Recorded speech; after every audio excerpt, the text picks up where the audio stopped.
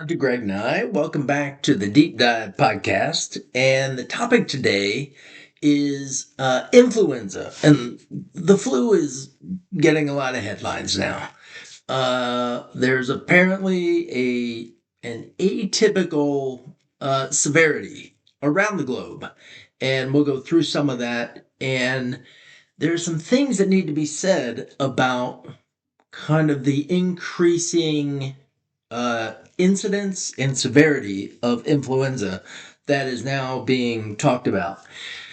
And I want to put that in context and make sure that some things that aren't being talked about get talked about because they're relevant for how we protect ourselves or treat if needed. So I'm working with new software to try to get a little more savvy with how I'm doing things. So bear with me if I need to kind of stumble through this a little bit. So I'm just going to run through some headlines that illustrate what we're talking about. I assume most people have heard influenza is surging nationwide. So in the US, doctors are saying it's not near its peak. We're going to see some graphs on that in a short bit. It's not near its peak, but it's headed up fast. And so, hospitalization nearly doubled in a single week, rising to 19,000. A lot of people are getting diagnosed with influenza. Let me just click these over. So to highlight influenza, this is China, Hong Kong. There are articles about it surging in Japan, Chile, Argentina, Singapore. I mean, it's globally, there is an atypical uh, swelling of influenza cases. And so, just click through a few others here.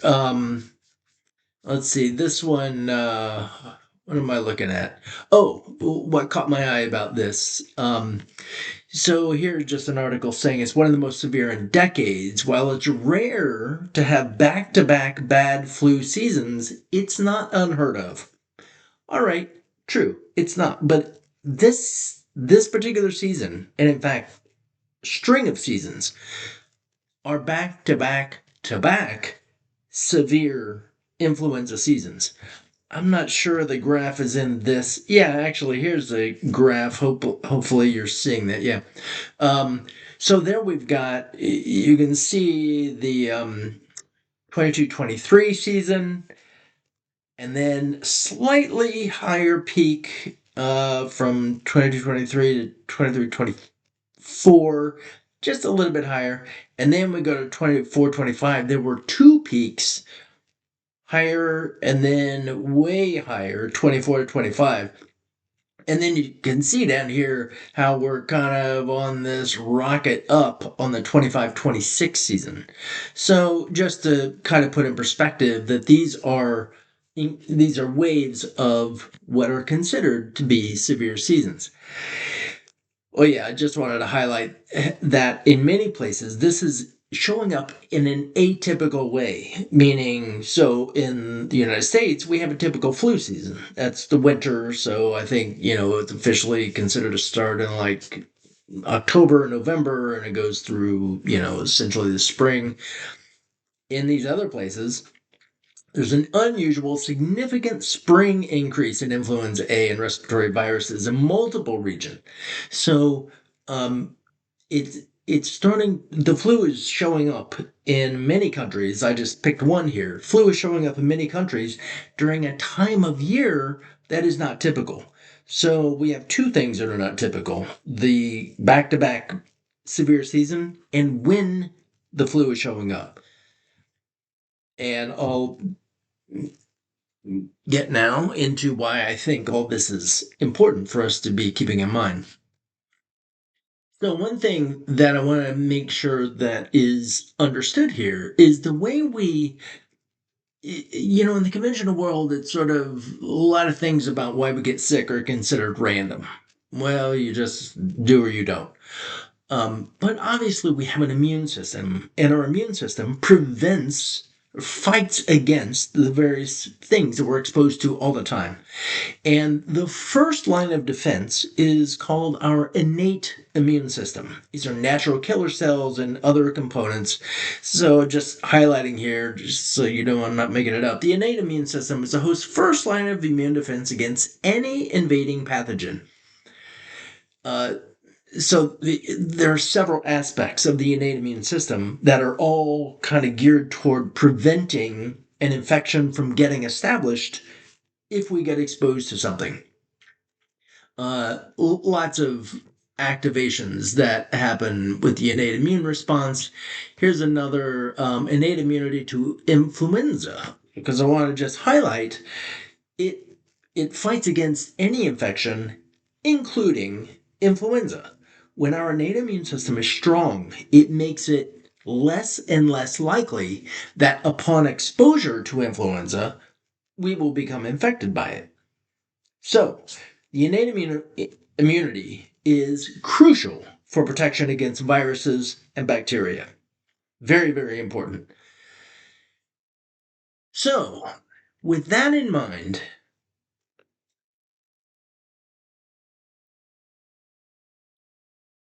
me and some colleagues, Dr. Stephanie Seneff of MIT was kind of the main, she's the lead author on this. But then I did this with a couple of other doctors, Anthony Kyriakopoulos and Peter McCullough, and we did a paper published. When was this published? Say on here, June of 22. So this is back. I mean, consider most of this research was done in 21, and then we had to go through the peer review process.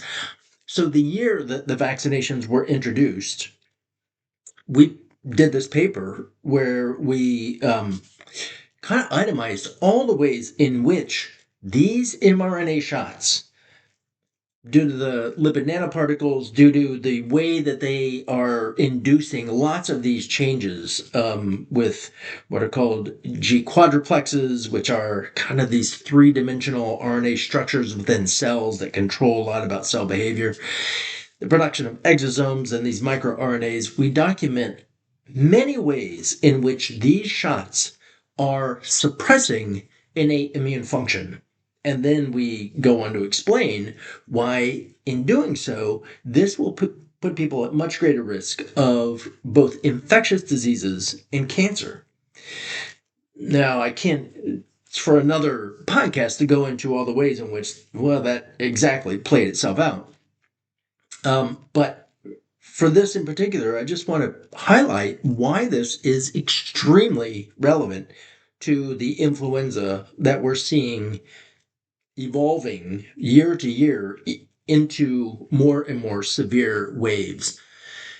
So, this is actually just drawn from that paper that was just there. And if you just, there's a whole lot going on, lots of arrows, which are describing all the different impacts that these mRNA shots have on various aspects of healthy physiology, and especially the immune function. If you look at the left column here, about halfway down the left column, you see SARS-CoV-2 mRNA vaccination. Follow that to the right, you get reduced type 1 interferon response, which interferon is a very, very important first domino that needs to fall in order for lots of downstream immune activations to happen. And so follow that over, you end up with impaired antiviral response, and drop down, you see the vulnerability to further viral infections and bacterial. And then there's, I encourage people to stare at this screen a little bit and follow those arrows to all the different kinds of impact that the shots have on various functions in the body. So, all right. In a global context, let's put this in people. So, in context, so the share of people who received, and this is coming from ourworldandData.org, which was, one of those sites that was compiling lots and lots of data during that whole COVID ridiculousness. So the share of people who received at least one dose of the COVID-19 vaccination. So, for instance, in Cuba, as of April 12th of 2024, 97.7% of the population of Cuba had received at least one dose of a COVID vaccination. If you drop down, you can see, so in the United States, we have 79.1%, not trivial. Almost 80% of people in the United States of all ages received at least one COVID vaccination. And come down a little bit more and you see the world, about 70%. Almost 71% of people globally received at least one dose of that vaccination, which, yeah, so a whole lot of people received at least one vaccination. So, the next one here, we are looking at, so the total COVID vaccination doses administered per 100 people. So, this is giving us a sense of what percent of the population got more than one shot. So, again, for example, Cuba.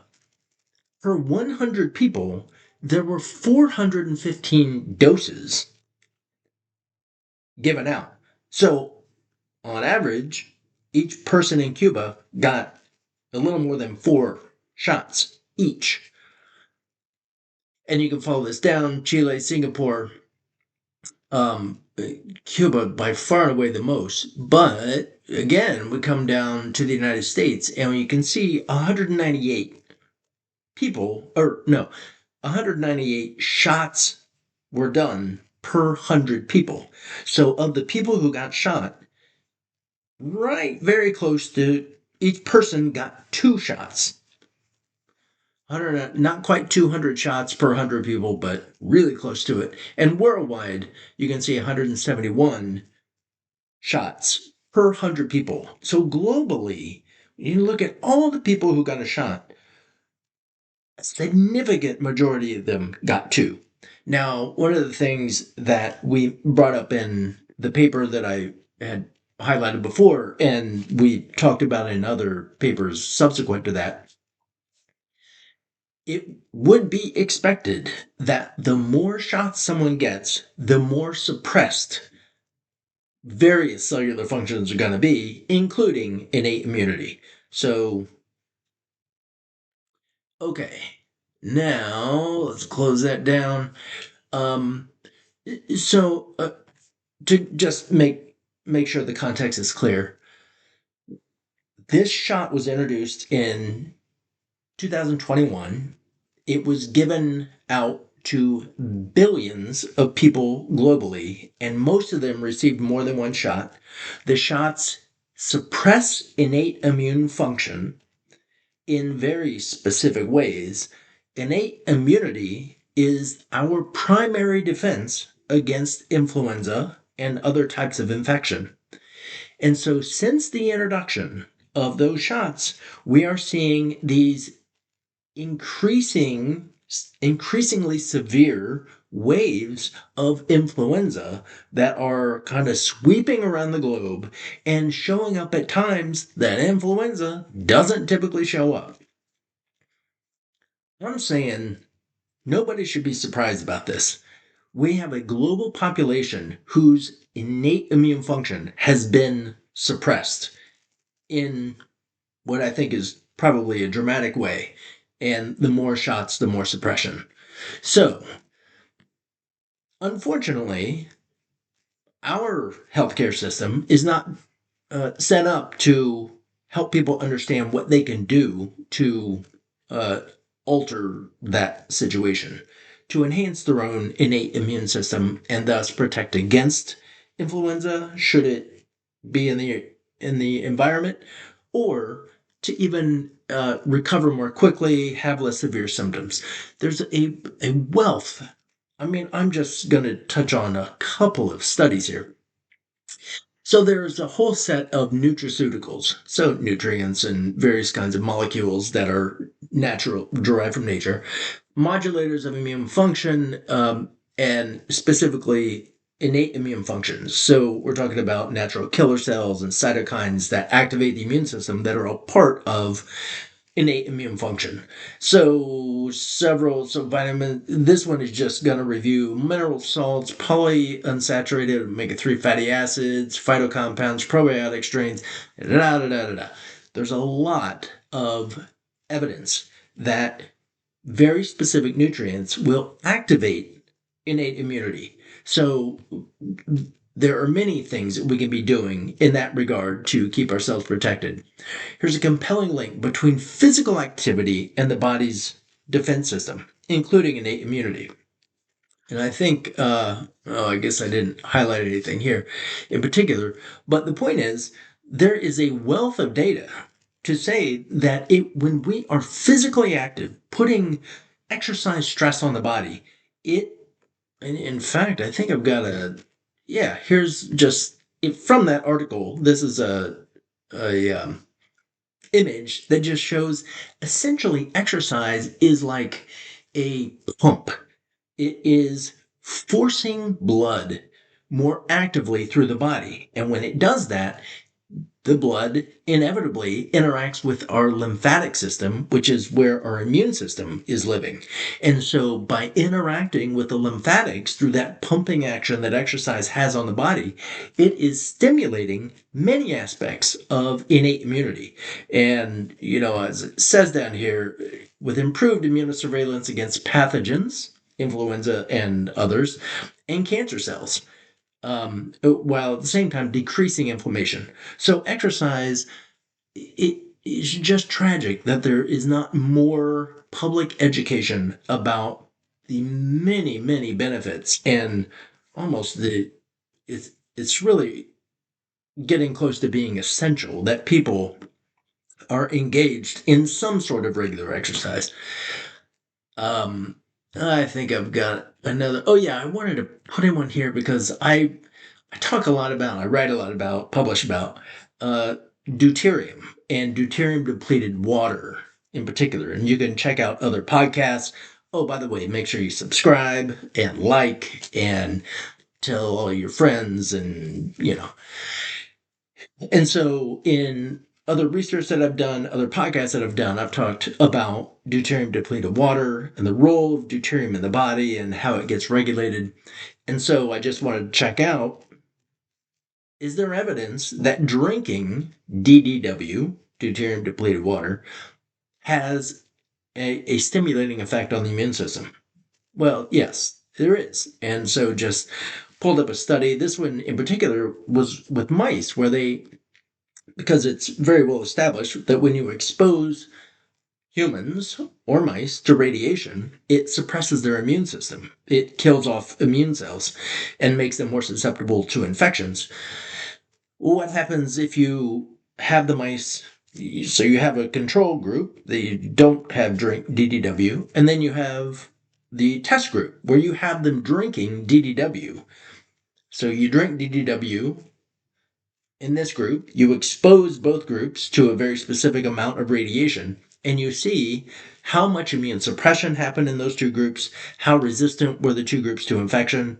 The punchline is that drinking DDW dramatically prevents the suppression of the immune system caused by radiation.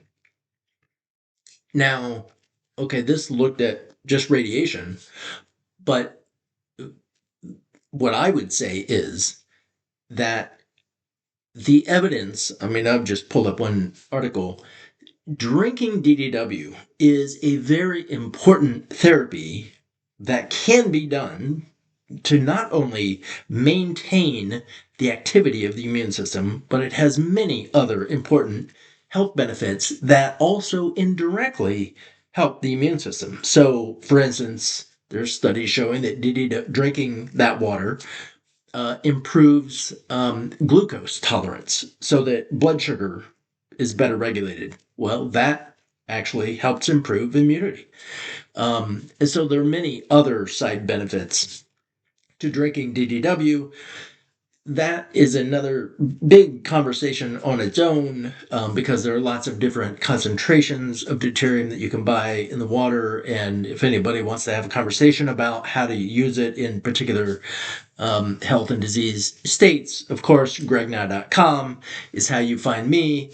But I will wrap up this particular conversation to say that we will, I believe, continue to see increasingly bad flu seasons, because now on a global scale there has been innate immune suppression, which is required to prevent us from getting that infection. So there are many things that any of us can do to enhance innate immune suppression. I certainly didn't talk through all of them. I didn't talk through at all about what we can do to help detoxify the spike protein, which is what people who got one of the shots, that's what their body has made in response to the shot, is a spike protein. Spike protein suppresses innate immunity. The shot was delivered through lipid nanoparticles. Lipid nanoparticles not so much suppress, but they dysregulate. They cause this kind of crazy combination of suppress in some ways and hyperactivate in other ways with the immune system, both innate and acquired. So there's lots of mitigation that can be talked about with regard to getting our own innate immune system back up and running the way it needs to be. So again, please do subscribe, like this. If you have comments or want to clarify anything about this, please do put it in the comments, and I will keep my eye on those and respond to those as I can. And anybody wanting to have a conversation with me about these topics or anything else, gregnow.com is how you find me, and I will be back before too long, and we'll have another big topic that you want to get in on.